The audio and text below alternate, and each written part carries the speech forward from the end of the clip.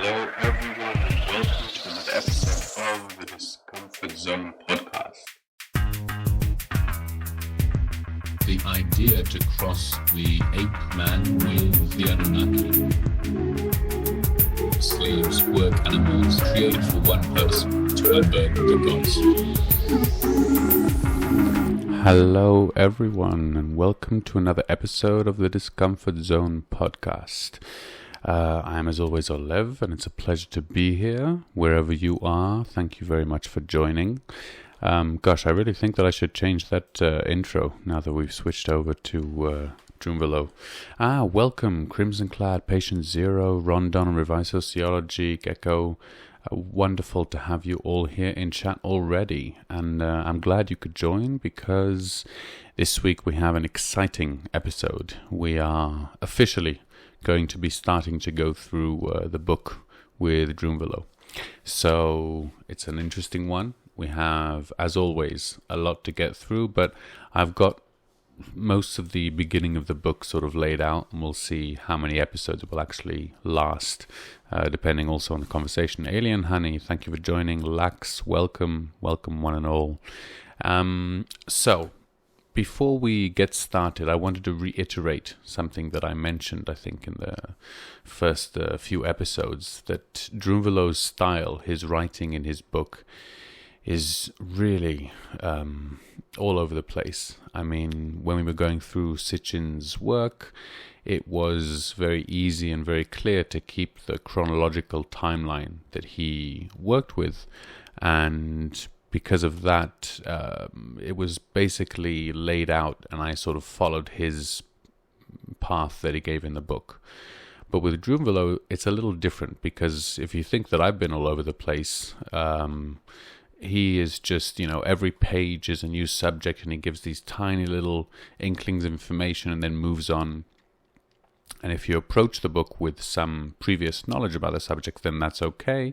But as I would like this podcast to be available to those who are completely unaware of any of this, then I thought I'd sort of expand a little bit on the things that he was talking about. So it's not going to be precisely by the book. If you go and read the book, I'd recommend it regardless. But it's going to be, a little bit more all over the place than what we're going to try and do here. So that's a few words about the coming episodes. Now, this week's beginning topic is actually one that we've touched upon previously. In fact, most of the subjects are. I think when I was going over the book, I was pleased. I think we've done a good job of covering the basics, and we're very much prepared for what's ahead. And so the first subject is sacred geometry. Now, we've mentioned sacred geometry before, but only in the context of the numbers, I'm pretty sure. And we went into the significance and the sort of worldview behind it, but obviously within sacred geometry, a large major part is the geometry. And that is different shapes, basically. Now, as I mentioned previously, sacred geometry in general, is a very unique subject, a very unique language, in that the symbols not only represent something else, but are the actual message itself. So unlike English or even numbers in maths, the symbols are sort of more or less, or quote-unquote arbitrary, and they represent something, whether it's in English a phonetic sound, or in maths a certain quantity, or a certain mathematical, action. But with geometry, when you have a triangle, it literally is that triangle. When you have, angles, they are that angle itself. It's not representing something else. And so within sacred geometry, and this is really, the book that we're following is called The Secret of the Flower of Life. And so for those who don't know or haven't heard of the Flower of Life, it's a very famous geometric shape, a very complex shape. And maybe I'll look for a picture while we're here. And this shape is, well, we won't get into anything too deep right now, but the beginning of the book, Drunvalo, starts by showing that this shape is found all over the world in all different cultures, and indeed, in his words, of all throughout the universe. This is a fundamental shape to our universe on a very physical as well as spiritual level. And so we're going to be talking a little bit about that shape and about the context. And before we start talking about the flower of life, which is a very, very complex shape. Patient Zero, thank you very much, to the rescue. I'm actually going to copy that and upload it to the chat for those who can't see. Not to the chat, sorry, to the video. And so the shape of the flower of life, as you can see in chat, is a very complex shape. It includes a lot within it. And so before we get to any of that, we'll start with some of the basic shapes. In fact, the most basic shapes, one could say. And those are the 5 Platonic solids. And they're named the Platonic solids because they were sort of, quote-unquote, discovered by Plato, and indeed he was the one who brought them to the West. But when Plato was talking about sacred geometry, or was learning and teaching, it was a very, very secret subject. It wasn't as it is today, sort of common knowledge, or there's no sanctity to it. It's considered like maths. In Plato's time, only the highly elite and the, would meet in secret to discuss these secrets of the universe. And so, wonderful. We're going to get to all of this. Excellent. Thank you so much. These are great gifts. I'm not going to be able to download them all, but I'll try and get one of them as I talk. So, the 5 Platonic solids are very interesting shapes in general, and from a geometric point of view as well. And I won't go over all of them because it'll be hard to do this not visually, but if you're interested, and I'd recommend in general to go online, you can find it very easily in the 5 Platonic solids. A few of them are quite famous and you'll know. One of them is the cube, which we all are aware of, and another one is the pyramid, a sort of 4-sided pyramid like the one in Giza. Above those, beyond those, there are the icosahedron, the octahedron, and the dodecahedron, and those are as complex as their names, but basically they get their names from the different shapes of their sides. Each of the sides is equal, and it's a repeating shape. So, wonderful. Sorry, I was just checking on chat, but excellent stuff. So, in that case, when we talk about the different shapes, they have certain properties to them. And some of these properties are sort of geometric, like the fact that they can be enclosed in a circle, in a sphere, and the points of the shape will be touching the sphere on all sides, and so they sort of perfectly enclose each of these shapes, and these are the only shapes that can be perfectly enclosed in a sphere. But beyond the sort of dry geometric information, as it were, there is, as Drunvalo tells us, a lot of hidden information as well. And so we will we'll talk a little bit about that. And the 5 Platonic solids have a very base, a very fundamental part. And so before we get to anything about the flower of life, it's really good to start always with the basis. So these shapes are unique in that they are sort of inherent in the universe and in our, basically our universe, the ones that we inhabit in this 3-dimensional plane. And so let me just pop up the flower of life for those on chat. So that's the picture. So each of these shapes has a lot of significance and meaning, but one of the common ways of describing them is actually a theme that we've spoken about before, and that is the four elements. And so each of the platonic solids is represented or representative of one of the four elements. The cube is earth, the triangle, sorry, we'll go through them as in the proper order. The octagon is air, the icosahedron is water, and the pyramid is fire. And as we mentioned before previously very briefly, but the dodecahedron actually represents the ether, which is the fifth element. And as the fifth element to the others, the dodecahedron is the most sort of hidden and secret of the five platonic solids, and it's because of its very unique properties and shapes. But we won't go any further into the five platonic solids right now. We will be talking about them a lot more in future as Drunvalo goes in depth a bit more.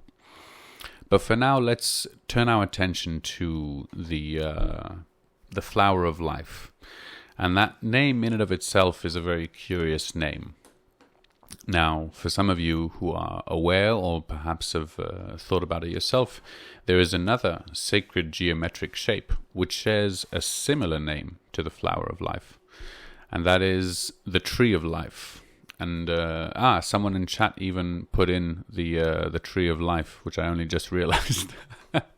Nice. Oh, you reckon I have to listen to that after the show. So the tree of life and the flower of life are actually connected, and they're connected in a very significant way.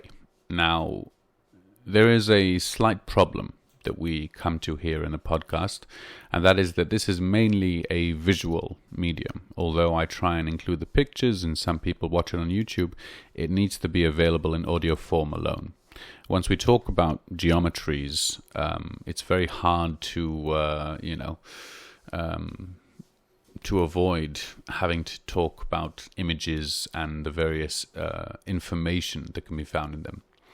So for us, we're going to focus more on the ideas, and I do want to say that all of these ideas, according to Drunvalo, are grounded in practice and in reality. And in order to see that part of it, it is necessary to physically see and to actually, whether it's experience it yourself by looking or, as Drunvalo recommends, drawing some of these shapes.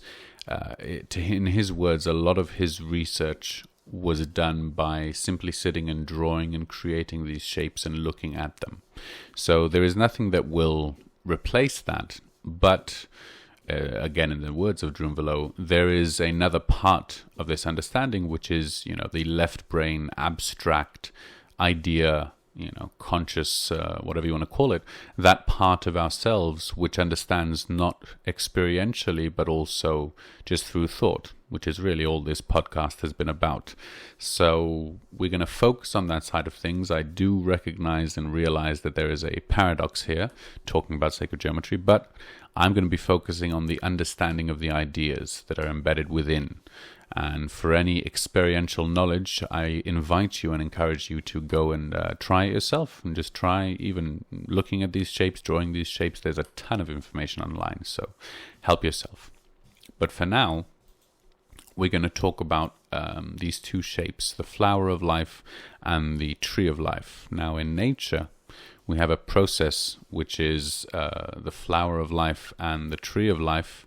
And indeed, there are two more stages that we could add to that. And that is the beginning stage of the seed of life and the, as it were, the product or the end stage of the fruit of life. Now, these two shapes are slightly less known, but they are equally, if not more, important. So let's talk about this just a little bit before we continue. These four shapes represent quite a lot. They represent different processes in the universe. They represent different laws that guide the biology. And the way they represent it is with their shapes. And so within these very complex and intricate shapes, there are relations and proportions between the different parts. And this is really where a lot of the information is stored. So when we talk about having information encoded in a geometric shape, we're talking about the shapes themselves that are created and the shapes that are hidden within, and indeed the different proportions between. So if we just very quickly look at an example, because we must, within the flower of life, there are various sort of shapes that one can see. And whether it's the many circles that are inside, or whether it's the different petals, as it were, of the flowers, or indeed whether we're looking at the squiggly lines that look like DNA, or any different part of it, each holds certain information, certain proportions. And we're going to talk about one of the shapes that appears in it later. But for now, the same could be done obviously with the tree of life and with the fruit of life and the seed of life as well. We'll be getting into that as well further down the line. But for now, this sequence of 4 shapes is a sequence that is, as Drunvalo says, universal. And although the tree of life has certainly been connected much more with the Jewish tradition and has come out of that into the West, it is in fact part of a universal geometric language that isn't discovered or owned by any civilization at any time. And that is because it's actually, as it were, encoded in our DNA, in our biology. For those who can see in chat, Patient Zero has uploaded a picture that shows the correlation between the different shapes and the division of an embryo as the cells divide. And indeed, as we know that the cell division is a binary division, we can see that with the flower of life you can create a division with starting with a basic circle, very much like a cell, and then halving that and connecting the two down the middle, and then doubling that again, etc., etc. So these shapes contain those proportions and those series within them, both in the way that they are drawn and created, and sacred geometric shapes should be possible to be created without measuring, because they're all in proportion and in relation to one another. I should mention at this point, there is a wonderful book. If you are an artist or interested in the practical artistic side of it, there's a book called Quadrivium. Let me just type that up here in chat.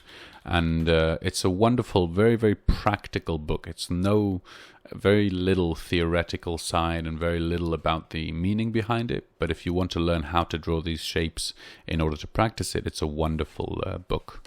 So there is this whole side of actually drawing it and going through a binary sequence or the golden mean spiral or these different geometric patterns is, according to Drunvalo, actually implanting and giving this information into our body through our right hemisphere, through our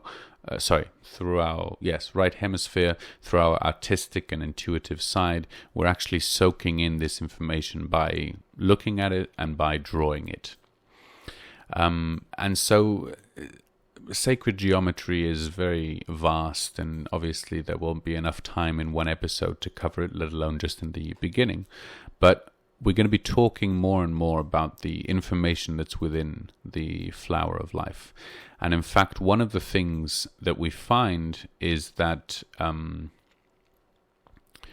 what we can do, there's a certain, I don't know exactly what to call it, method to working with sacred geometry, which is to take a 2-dimensional shape and make it 3-dimensional, and vice versa.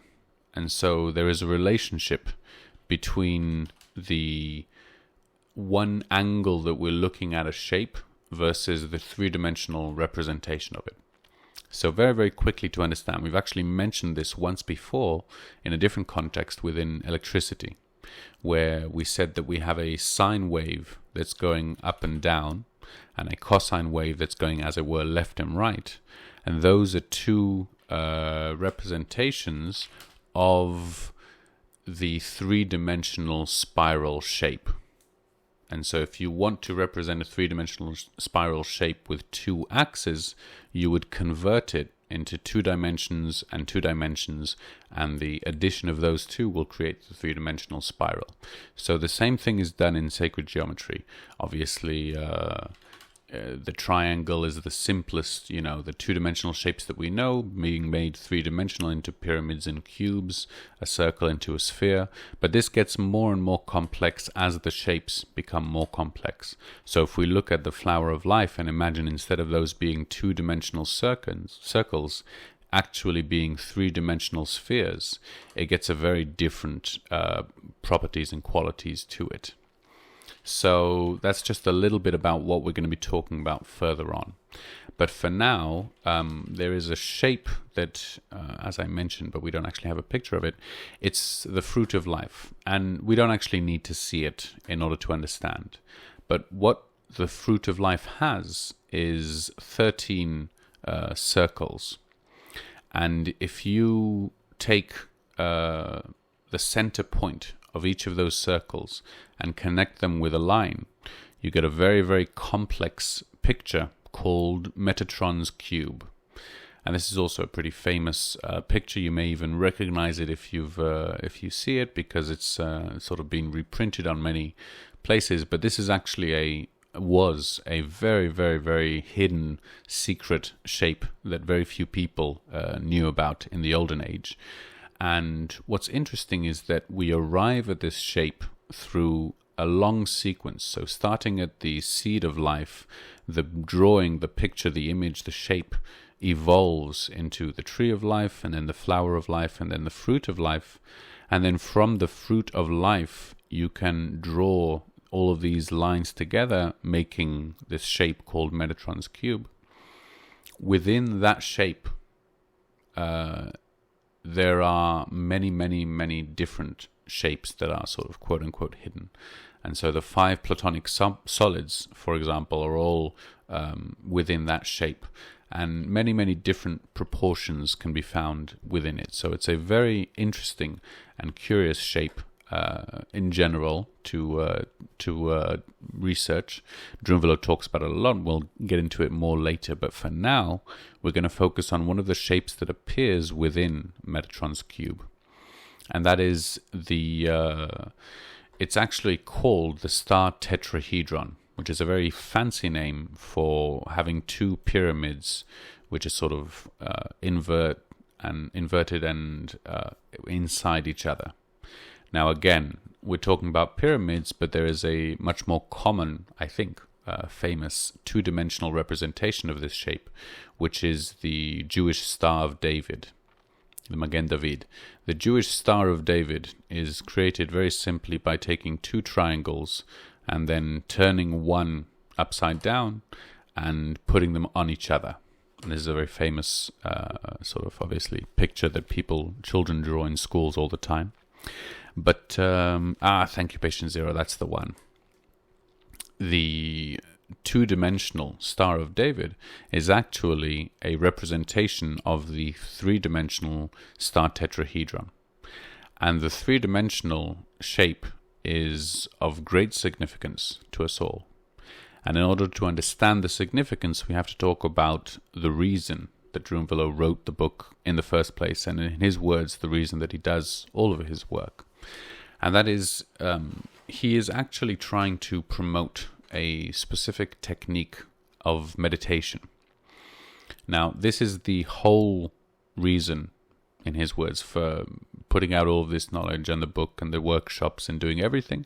It was in order to promote and to bring awareness to this technique of meditation, which is very simple, which is open to everyone, and which is not only very powerful, but indeed will be necessary in mankind's future. Now, I should be open and honest right now and say that after all of these years of studying Drunvalo and really enjoying his work and taking what he says to heart, I have never tried the Merkaba meditation technique. I'm ashamed to say. I hope I will one day, but I'm not very good with meditation. So I'll just leave it at that. My apologies, but I wanted to be upfront about it. But if you are, or if you're interested in learning a new technique, then please go and check it out. I unfortunately won't be talking about how to do the method, as once again, that's not what this podcast is about. But instead, we are going to talk about the meditation and what it means. And so for Drunvalo, really, there's a long story that goes before and after this, but we're going to narrow it down to just understand what we need for here. And so we've spoken about the chakra system before, and I think I mentioned in that episode very briefly about auras. So this is all going to connect, don't worry. But if you don't know, or if I didn't mention it, auras are basically an energetic field that surrounds each of us, that is sort of part of us, that is connected to our emotional and physical state, and it's a sort of hidden from our view, although there are people who claim that they can see it, and we'll get into that later on. But this aura actually is a specific state that humanity is in, and according to Drunvalo, it's a very weakened state. Now, in this weakened state, there are certain events that can affect our consciousness that when we are fully functional and healthy, they wouldn't have. And so, according to Drunvalo, there is this Merkaba, which is a specific kind of energy source. It's again tied into this, but it's a start-tetrahedron that is rotating around us. And so, not quite rotating the shape itself, but it's a vortex of energy. And so according to Drunvalo, this energetic field is something that can be reawakened and needs indeed to be reawakened within humanity. And one of the ways to do this is with the Merkaba meditation. Now, according to him, this specific meditation and the Merkaba is not something that is uniquely either his or his tradition, but it's something that has many different names in many different cultures. And indeed, there are many different cultures that talk about this to some effect.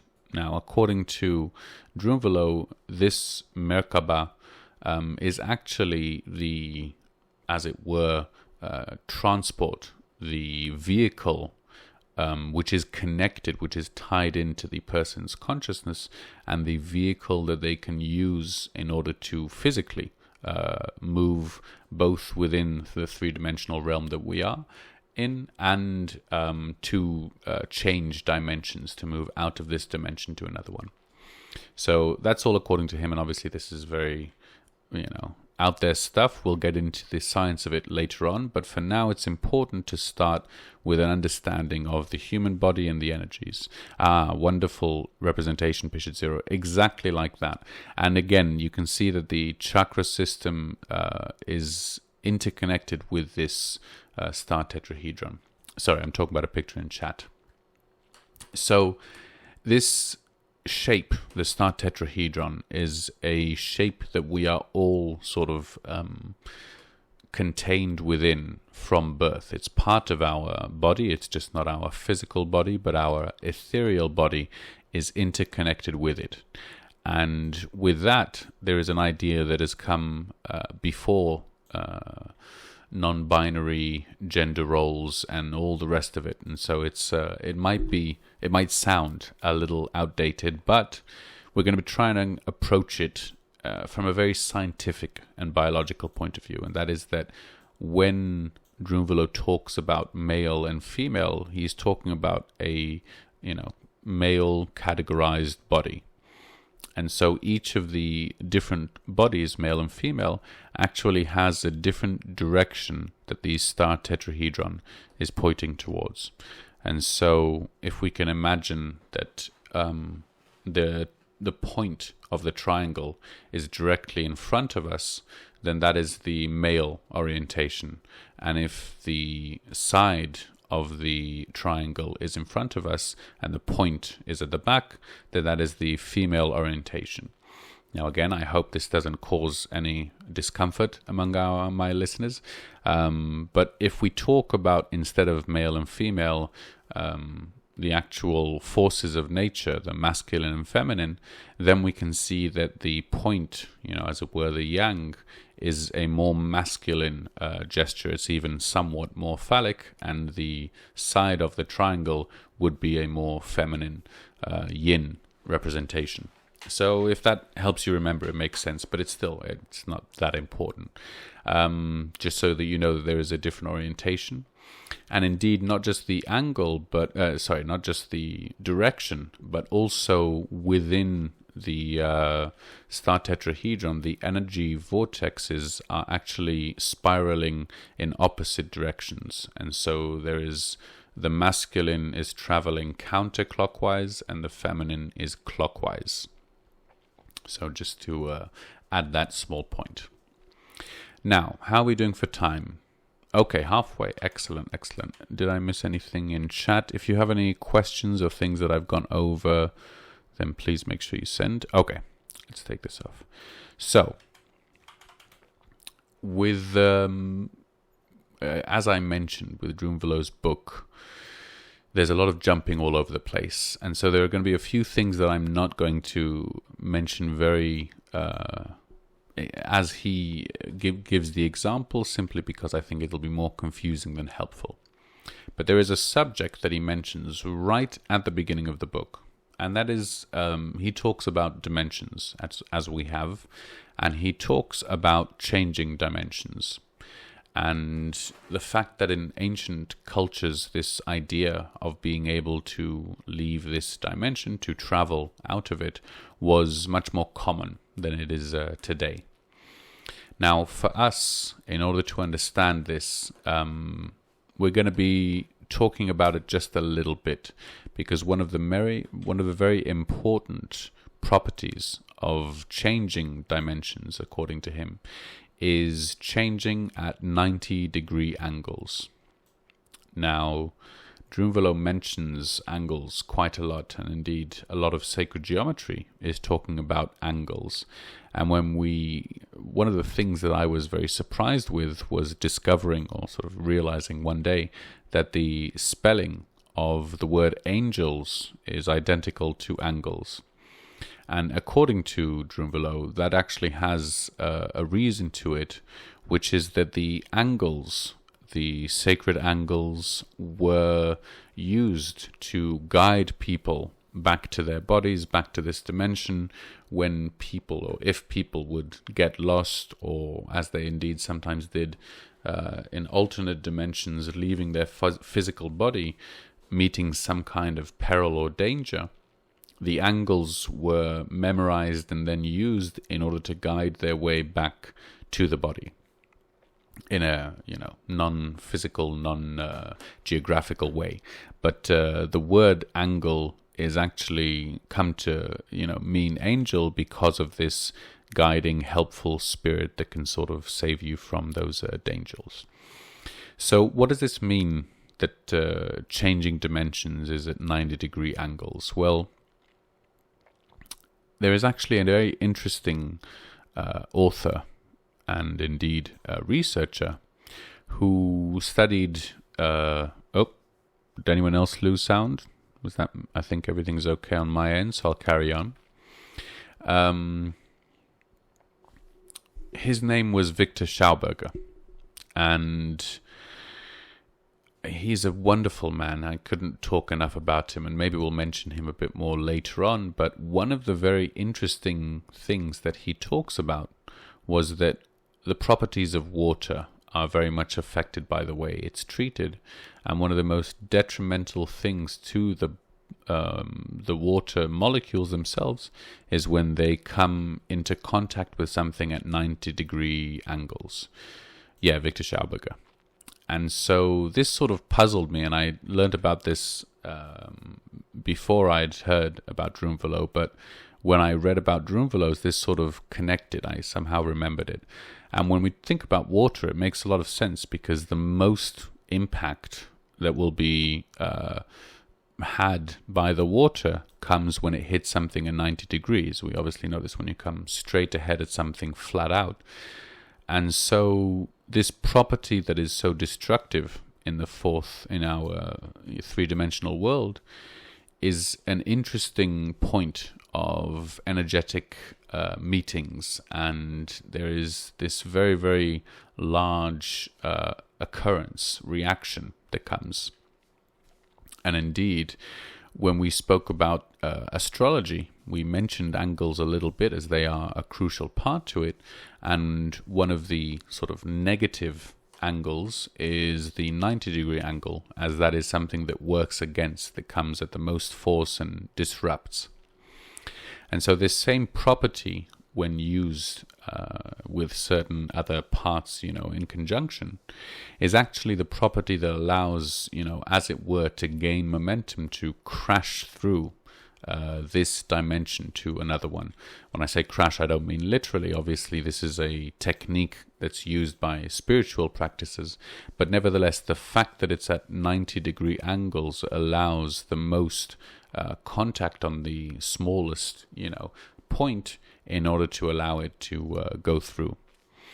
And so the reason that I mention all of this and that Drunvalo talks about changing dimensions so early on is because it's an intricate part of both the universe and our bodies, as it were. And we've mentioned before in a previous episode that the human body is the yardstick of the universe. We're going to be looking at an example right now. And so I'm going to upload a picture to chat, and I hope that this will be somewhat familiar to all of you, because it wasn't long ago that we talked about this. So we have the picture, I think, for everyone who's watching. For those who are listening, we see a musical scale with the notes numbered, and it's a chromatic scale, so there are 12 within an octave. And it continues up and below the octaves. That's really all we need to know right now.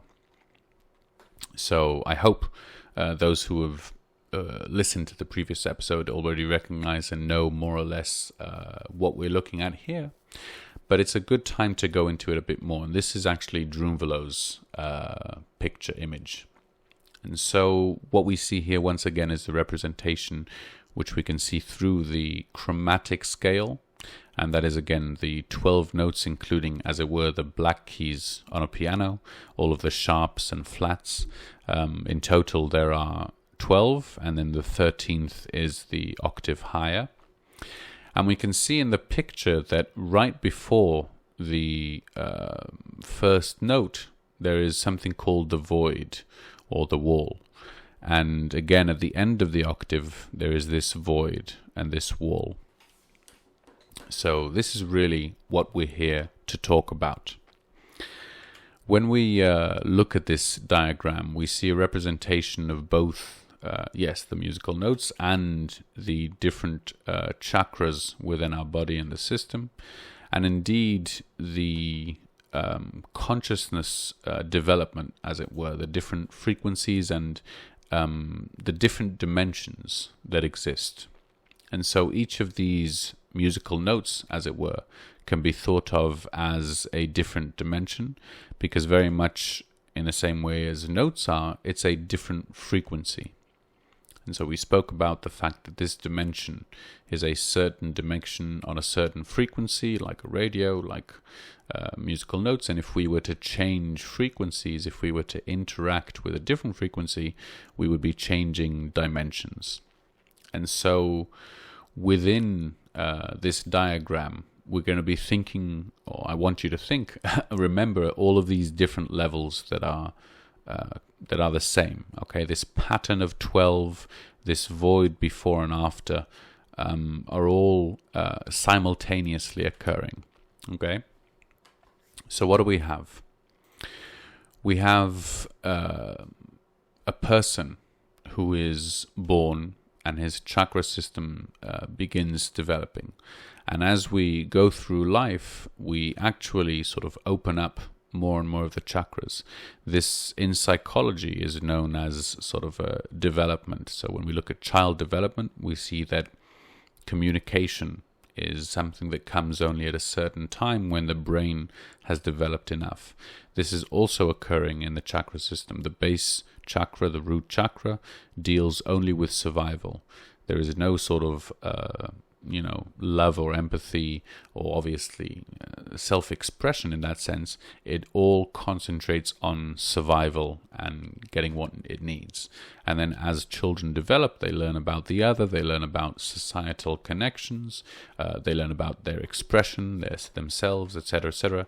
And hopefully, maybe not all people, but I would believe that our objective is to reach, as it were, the higher spiritual points of developing our spiritual self, finding purpose in our life, finding a connection to something that's bigger than ourselves.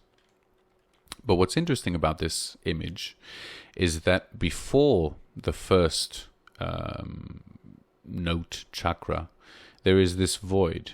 And what this void, quote unquote, represents is a point that we pass through when we, as it were, lose our memory of what came before.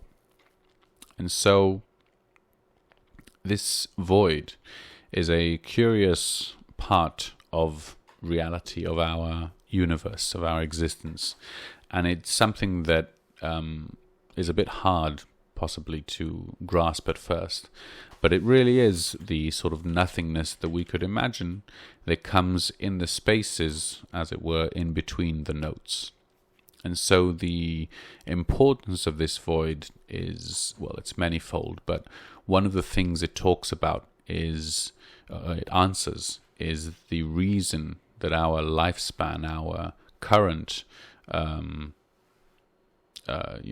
life cycle, it begins and ends with memory loss, as it were, with a disconnect from what came before or after. This is part of that void.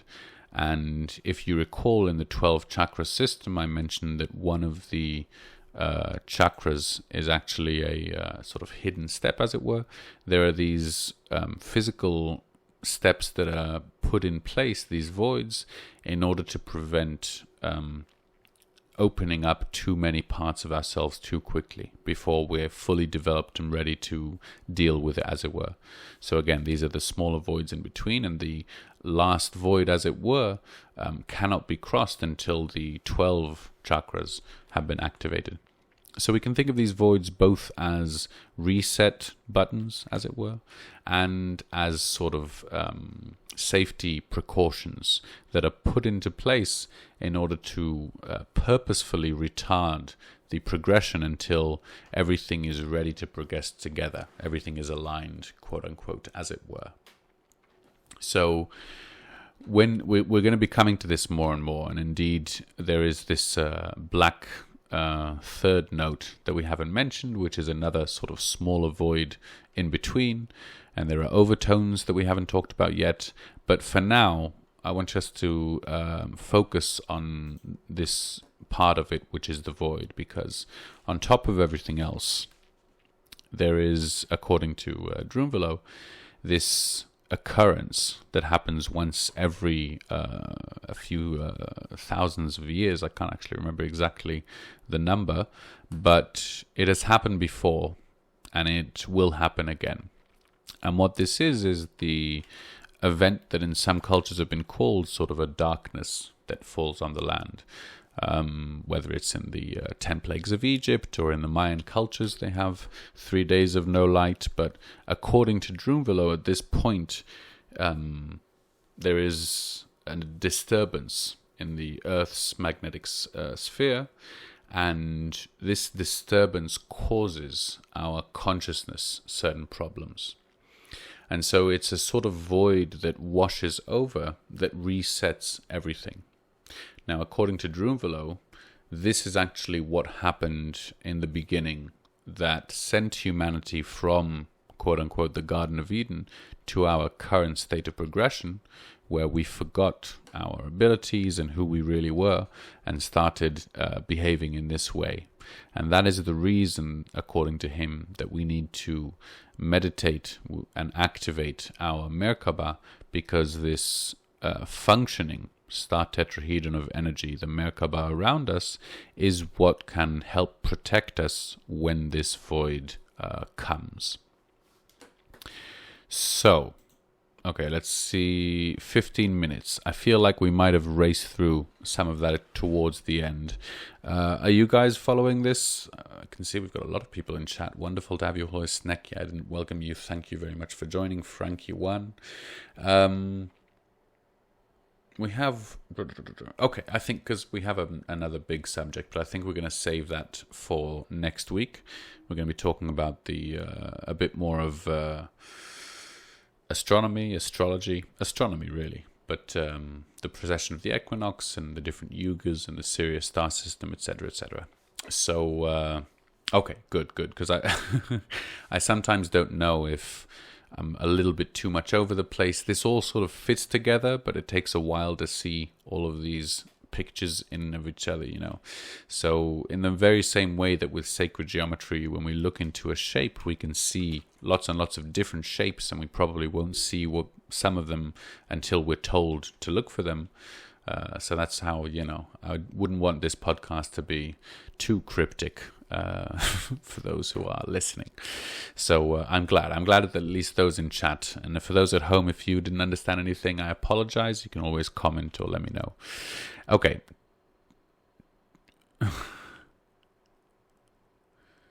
Wait, Chesterhedron. What is Chesterhedron? Or is that a joke? I'm not sure if that's a joke. Nothing. Patient zero. That's a perfect summary. We need to activate the start-tetrahedron and get in touch with our Merkaba so that the nothing doesn't get us. That's exactly it. And yeah. So no, we're actually going to. No, I'll check out Chesterhedron. I've never heard of that shape. This is a point where Drunvalo's history really, as it were, is in conflict with Sitchin's. Now, obviously, it isn't really, but for our beginning of the story, it seems that Drunvalo is talking about a spiritual realm, a spiritual dimension where human beings are highly evolved and highly capable, and there is an event that is catastrophic that causes humanity to lose touch of themselves, to forget all of these things. And again, Drunvalo talks actually about different races and different kinds of human beings, as it were. And so when we'll get to that. We'll get to that very later on as we go. But for now, I think we won't go into any new subjects right now. But that's basically what his reasoning is, that this void, this occurrence comes because of the Earth's magnetic sphere. It comes every once in a while. And when it does, it will sort of, quote unquote, erase our memories and, bring humanity back in terms of its spiritual development if we don't have a active working Merkaba. Yeah, that's pretty much it. Quite a mouthful, but we'll, as I always say, I hope we'll get into it more and more and things will become clearer as we go. So I think that's where we're going to stop now because, as I said, next week, for those who are interested, we're going to be talking about the precession of the equinox, the wobble, and the meaning of that and how that is connected to this, the void, the different cycles that affect us, and indeed our consciousness and the state that we're in right now. So we're going to be talking about that. Let's see in chat if I've got anything that I missed.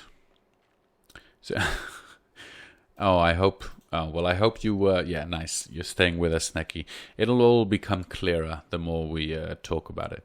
No, but honestly, these subjects that I'm trying to cram into these 1 hour episodes are very, very thick and dense, and I think I realized this mostly when I started studying the I Ching, where I just sort of got this feeling of just how dense all of the information is, and just everything, every word was an unknown concept that I had to learn from scratch, and it took a lot longer than when you're going over something you already know.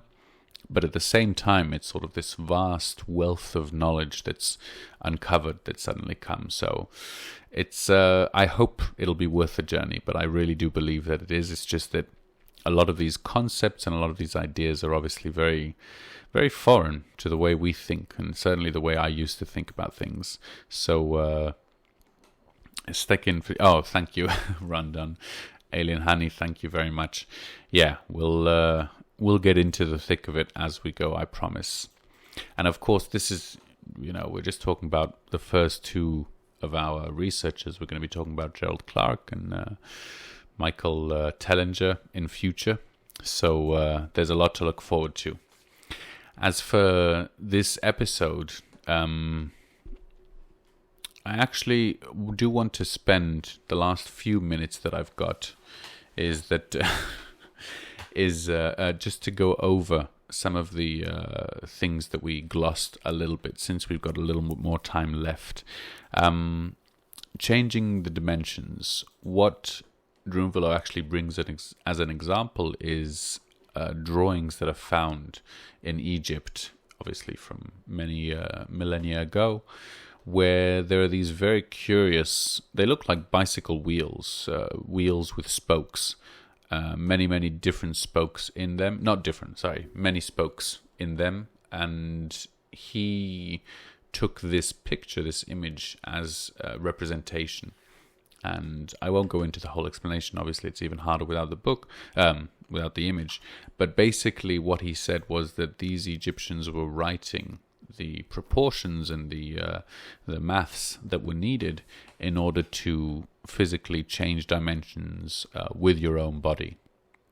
And so in the picture you actually see the people walking with the wheel, and then you see them walking up the side at 90 degrees. And in his words, this is what is shown to represent. And so this 90-degree angle is one angle we'll be talking about more, but it really is an important one. If we think about electricity as well, we have the 90-degree angle as opposed to the sine wave, which is up and down. It represents the on or off sort of linear binary signal. And so when you have this signal, it actually is representing this sharp shift from one state to another, this direct line up and direct line down. And again, that's representative of this tremendous shift in the momentum and in the direction of the energy. So it's an interesting idea to think about different angles and the different meaning that they could have. It's, well, for me at least, it's something that I had never actually considered before finding Drunvalo and his works. And it really has changed the way I look at the world. I've often said to my wife, in all seriousness, but like everything is angles. Like everything really, when you look at it, everything is just different angles interacting. That was when I was very deep into the book, but it's certainly one way that we can view the world, and it's a way that I think is possibly not very intuitive to us, and also most definitely not taught in classrooms. I mean, I loved geometry for some reason, but when I was in school, it was one of the few subjects that I actually was pretty good at, because I didn't have to do any work and I actually still got away with it. So that's why I liked it. But I really enjoyed dealing with it. And yes, absolutely. Well, I'm not sure if just polygons, but definitely we're living in a simulation. But yeah, when it comes to geometry, the things that we learn about, proving and the logic and sort of how do you know that this angle equals that angle is just very mundane and boring. And when you think about how much geometry is in nature And, you could learn about so many different rules, proportions, just by going inside, as it were, that it's a real shame, I think. And for me personally, I look forward to teaching my son about geometry from, looking at the way that a plant grows and how each of the leaves goes out at a different, what do you call it? I've forgotten the name of the series. Wow, I've got a song named after it, and I've forgotten the name. Never mind. But the one that's 1, 2, 3, 5, 8, and so on. The golden mean, but the other one. God, I can't remember. Come on, someone from chat. Not binary. I don't want to look it up. It's so disheartening. But anyway. No. It's tree branches grow in it, but it's the famous mathematician who discovered this series that you get by adding Fibonacci. Thank you so much, Crimson Cloud. That's exactly it. Completely escaped my brain. Yes, sorry. So Fibonacci, when plants, certain plants grow, the direction that they choose to, the direction, the angle that each plant grows in is exactly, as it were, calculated, or whatever you want to call it, to be at the most effective angle to receive the most amount of sun without blocking the other leaves underneath. So it keeps growing at these specific angles to follow this Fibonacci sequence. Yes, it is in everything, and it's again, those sequences, and we're going to be talking about the golden mean, the sequence and the spiral, the series. They really are such an integral part of our biology and of the Earth's biology that it's just so surprising to me why we don't teach children, why I wasn't taught these things until years later when I found some obscure books talking about Plato. I mean, we've all heard about Plato. I studied lots of philosophy, and I never heard about sacred geometry. I never heard about the Platonic solids. I'm sure that some, mathematicians and people who actually go and study it are very, much more knowledgeable and were exposed to it much more than I was. But this should be something that's common stuff for everyone. Oh, thank you very much, Frankie. It's very, very much appreciated. I'm excited as well for you to be here. Yeah, the golden mean spiral, which again is something that all of the, Western cultures, the Romans and the Greeks knew about and used it in their architecture. And then we sort of, I don't know, I mean, obviously some people do, but relatively speaking, this wasn't something that I'd known about. And it's something that is in charge with so much culture, responsible for so much culture that we appreciate. We've all heard about the Greek architecture and, the Roman Empire and all achieved. Why don't we hear about the golden mean spiral? Obviously, I'm talking to a bunch of people in chat who have all heard about it. But, for children and for most people, I think it's quite obvious that it's not talked about enough. Although things are getting better nowadays, definitely, than they were. Okay, we're getting near that time, and I'm so paranoid with the clock. I promised Rondon I'd do my best to get it on time. So before we go any further, Rondon, is there a show afterwards? There is a show afterwards, right? I always remember the name, the Pimp Your Post, right? Is it Pimp Your Post? I think so. Oh, thank you very much for subscribing. So, is there a show afterwards? Oh, no show today. And does Crim have it? Crim's writing songs. Post Up. Is not Pimp My Post? Is that a different one? Oh my gosh, I'm sorry. Gecko, yes. That's the fruit of life with the, not the entire Metatron's cube, but part of it. Yeah.